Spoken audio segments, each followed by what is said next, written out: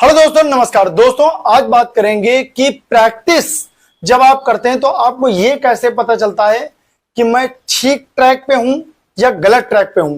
मतलब हमको यह नहीं पता चलता है कि मैं सही लिख रहा हूं कि गलत लिख रहा हूं, क्या मैं सही पढ़ पा रहा हूं, क्या इससे मेरा सिलेक्शन हो पाएगा।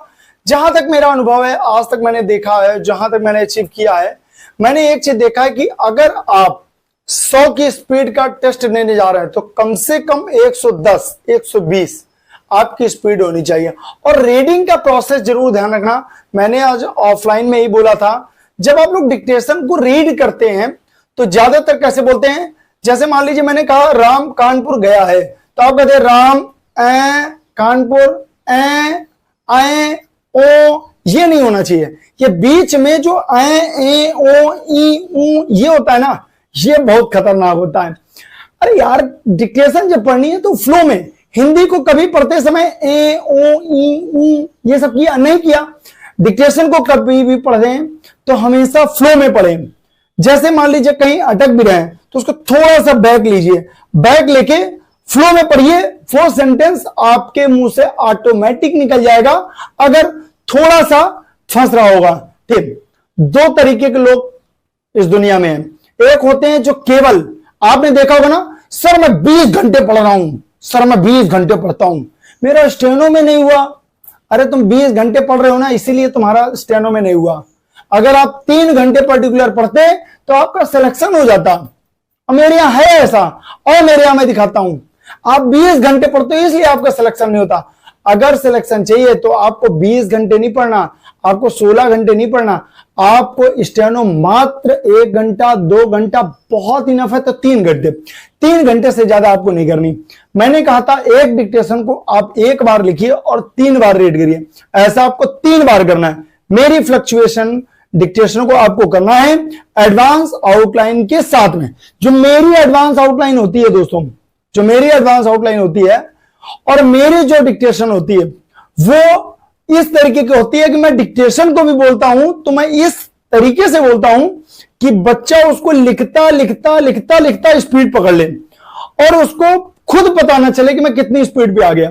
लेकिन ये बिल्कुल वैसा ही होता है जैसे कभी कोहरा देखा आपने, कोहरा में हम लोग कितने किलोमीटर चले जाते हैं हमको पता ही नहीं चलता। हमको लगता है अभी आए हैं, अरे अभी तो चले थे, अरे अभी तो चले थे, और पता चला जैसे ही कोहरा छटा तो अरे हम तो 10 किलोमीटर आगे आ गए। बस सेम सिचुएशन मेरी डिक्टेशन में ऐसे ही रहती है।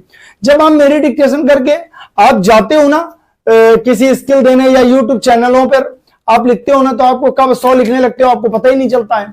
मेरे पास बहुत बच्चे ऐसे हैं जो कहते हैं यूपी का बेहतरीन क्लास चल रहा है, उसमें ही बच्चे बोलते हैं कि सर मैं 60 पे लिख रहा था, कब यूट्यूब पे 80 और 90 लिखने लगा मुझे पता ही नहीं चला, लेकिन आपका अभी भी नहीं लिख पा रहा हूं। मैंने कहा मेरा नहीं लिख पाओगे, मेरा केवल आप 80% लिख पाओगे, बस 20% वो अचीवमेंट के लिए, उसमें हम प्रोसेस करते रहते हैं, लिखाते 80%, 20% आपके लिए एक्सपेरिमेंट करते हैं एडवांस आउटलाइन की।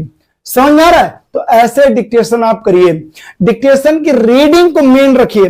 जैसे आप डिक्टेशन को रीड करते हैं तो रीड कैसे करते हैं, जैसे मान लीजिए रीडिंग करी, जैसे मान लीजिए 100 की डिक्टेशन कर रहे हैं तो कम से कम आपकी 70 की रीडिंग होनी चाहिए, 80 की रीडिंग जो है हमेशा, रीडिंग जो है वो हमेशा 20 वर्ड पर मिनट डाउन होनी चाहिए। मान लीजिए आप 80 वर्ड पर मिनट लिख रहे हैं तो आपकी 60 वर्ड पर मिनट टाइप मतलब डिक्टेशन रीडिंग होनी चाहिए। अगर आप ए ओ करके रीडिंग कर रहे हैं तो आप गलत ट्रैक में हैं। इस चीज को मेरी मान लीजिए, नहीं मानते हैं तो स्क्रीनशॉट ले लीजिए, स्किल देना, इसके बाद मुझसे मिलना, ठीक है। तो सबसे पहले डिक्टेशन को फ्लो में पढ़ना है।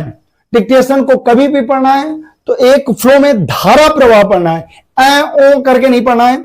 दूसरा, डिक्टेशन को कभी भी लिखना है तो हमेशा अगर डिक्टेशन साथ में कोई शब्द आ गया है और आपको लग रहा है कि ये मुझे आता है तो कोशिश करिए एडवांस आउटलाइन को हमेशा साथ लिखिए, ताकि उसको साथ पढ़ेंगे तो वो रीडिंग में बहुत तेज आप टाइप करेंगे उसको। समझ में आ रही बात? तो 80 वर्ड पर मिनट लिख रहे हैं तो 60 वर्ड पर मिनट रीडिंग करिए। अगर आप 90 वर्ड पर मिनट लिख रहे हैं तो आप 70 वर्ड पर मिनट रीडिंग करिए।